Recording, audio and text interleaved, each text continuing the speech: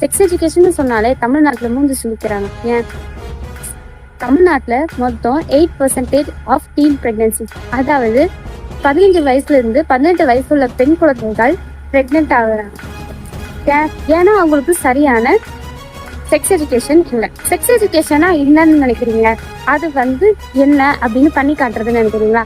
அது இல்லை sex எஜுகேஷனா.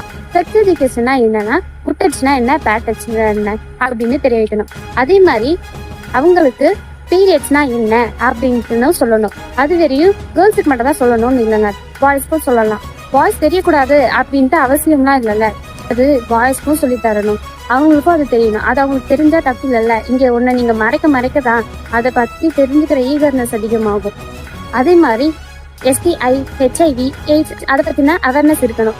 POCSO ஆக்டை பத்தியும் தெரிஞ்சிருக்கணும். இது எல்லாமே ஆபாசம் கிடையாது, இது எல்லாமே அவசியம்.